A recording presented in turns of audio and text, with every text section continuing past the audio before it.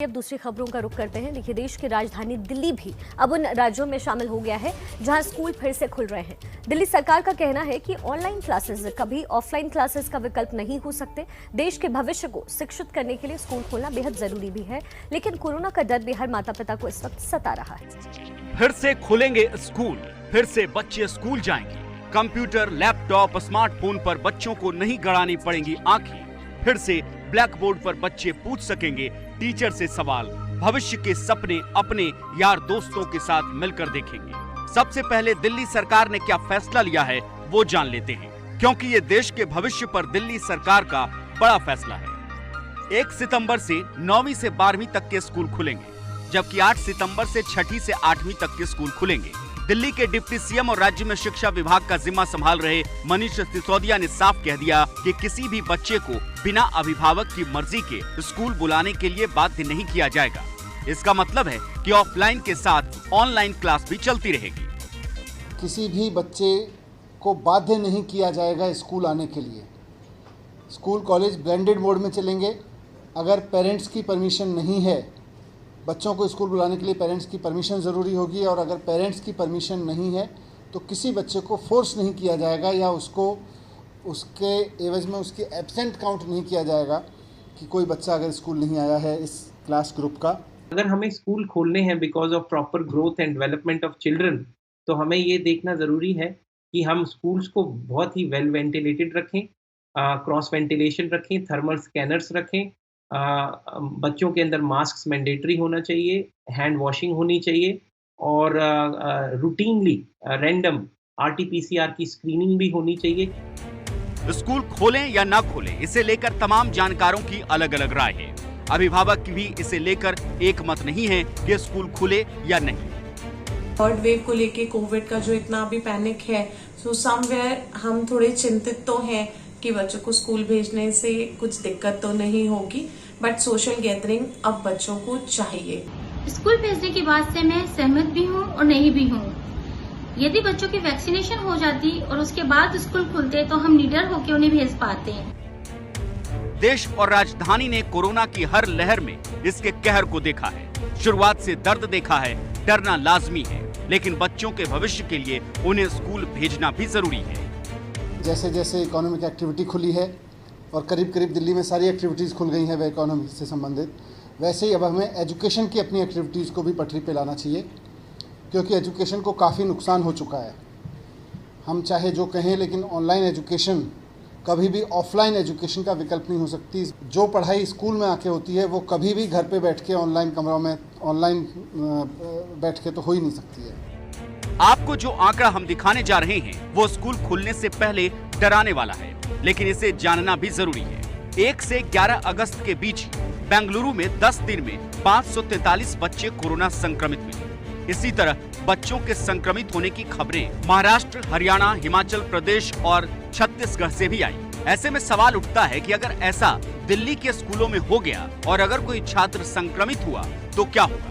इस सवाल पर मनीष सिसोदिया का जवाब सुनिए।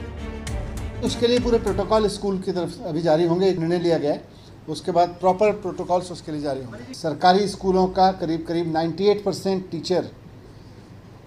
टीचर एंड ऑल स्टाफ कम से कम फर्स्ट डोज ले चुका है। प्राइवेट स्कूलों में भी मैक्सिमम ने रिपोर्ट दी है कि उनके स्टाफ की संख्या बहुत हाई है जिन्होंने ले ली है। कोई भी व्यक्ति ऐसा ना बचे जिसको वैक्सीनेशन नहीं हुआ है। दिल्ली समेत पूरे देश में स्कूल खोलना क्यों जरूरी है, इसको इस तरह भी समझिए। देश में सिर्फ 23% छात्रों के पास ऑनलाइन क्लास लेने के उपकरण हैं, जबकि 77% स्टूडेंट्स के पास ऑनलाइन के उपकरण ही मौजूद नहीं है। इसके अलावा बच्चों के मानसिक और शारीरिक विकास में रुकावट पैदा हो रही है। छात्रों की नींव कमजोर पड़ रही है। खासकर गणित, विज्ञान और भाषाओं के विषयों में खासा नुकसान हो रहा है। मार्च 2021 में यूनिसेफ के मुताबिक कोरोना की वजह से 24 करोड़ 7 लाख बच्चे प्रभावित हुए। छोटे बच्चों के एजुकेशन का इतना ज्यादा नुकसान हो रहा है, मेंटल हेल्थ इफेक्ट हो रही है। इससे ज्यादा अगर हम वेट करते हैं या स्कूल बंद रखते हैं तो उसके क्या असर आएगा या उसका क्या रिजल्ट होगा, शायद हम उस चीज को कभी भरपाई भी नहीं कर पाएंगे। जो सबसे छोटा एज ग्रुप है 2 साल से 5 साल का, जिन्होंने शायद ही कभी स्कूल देखा, और जो सबसे आखिरी ग्रुप है 10, 11, 12वीं साल के बच्चे, 10, 11, 12वीं क्लास के बच्चे, उनके लिए ये सबसे ज्यादा ट्रॉमेटिक रहे हैं, क्योंकि उन बच्चों की लाइफ में इस पीरियड में बहुत ज्यादा चेंजेस होते हैं, लर्निंग्स होती हैं, एक लाइफ का डिफरेंट एक्सपीरियंस होता है जो उन बच्चों ने मिस कर दिया। तीसरी लहर की आहट के बीच देश भर की राज्य सरकारें स्कूल खोल रही है। डर के साथ बच्चों को स्कूल भेजना भी जरूरी है। बच्चों की वैक्सीन पर अब तक कोई फैसला नहीं हुआ है, इसलिए नियमों का कड़ाई से पालन करना होगा, क्योंकि देश के भविष्य के साथ एक भी गलती बहुत भारी पड़ सकती है। इस खबर पर हमारे साथ जुड़ रही है हमारी सहयोगी इला काज़मी, उनका रुख कर लेते हैं। इला, आप चूंकि दिल्ली में ही इस वक्त मौजूद हैं, 1 सितंबर से स्कूल खोलने का फैसला तो ले लिया गया है दिल्ली में, लेकिन अगर हम पेरेंट्स और बच्चों की बात करें तो उनके मन में क्या कुछ चल रहा है?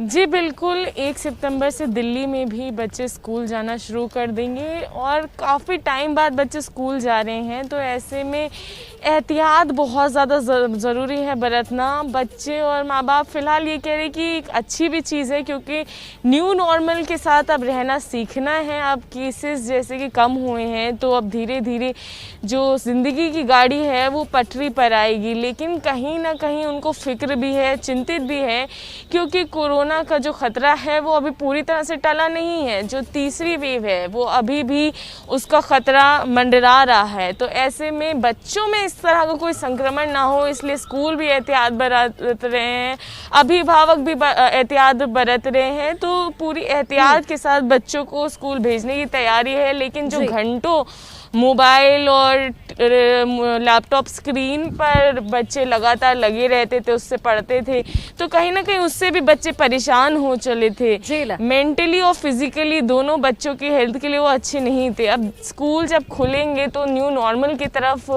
बच्चे जाएंगे, तो न्यू नॉर्मल की तरफ जाना होगा। साथ ही पेरेंट्स जो हैं उनके लिए भी कहीं ना कहीं सुकून होगा। हालांकि कोरोना का जो ये माहौल है अभी बरकरार है। इलाके साथ कुछ पेरेंट्स भी हैं।